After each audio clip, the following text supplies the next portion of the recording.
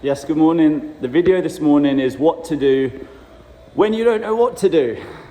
We all face these times where we feel stuck in a particular situation. So let's say if you've been experiencing a challenge, now this may be to do with an erection problem, maybe to do with dead bedroom, sexual performance anxiety, or something totally different, but a situation where you feel stuck for a while and you're not sure what to do.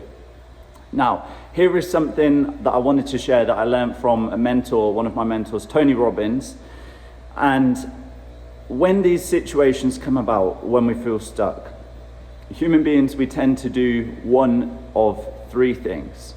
One, we make the situation bigger than what it is. Or two, we make the situation smaller than what it is. Or the third option is we see it for what it is. So I'm going to explain each one of those things. Let's take an erection problem as an example. Let's go with that today.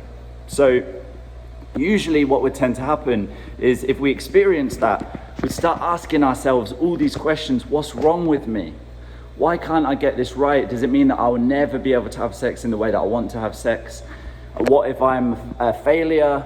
And you can see, what are we doing there? We're making it bigger than what the situation actually is. Of course, it's natural for those thoughts to go through our mind, but the reality is that there is a way to move forward and to find a fix for this and for things to be absolutely fine. You know, it doesn't mean that our whole life has gone to shit, although in the moment it can feel that way. So that's what happens when we make something bigger than what it is. We go into this spiral of thinking, oh my God, you know, this is going to affect me. What if, all of these questions. So what happens when it's the reverse, when we make something smaller than what it is? Well, guess what? We ignore the problem. We pretend like it's not happening. And I want to say directly, what have you been pretending that's not happening, or squinting at, or not really wanting to address because it feels scary to talk about it, or actually to take a step forward to looking at it and acknowledging that it's there and that it's a problem? And that's what happens when we make something smaller than what it is.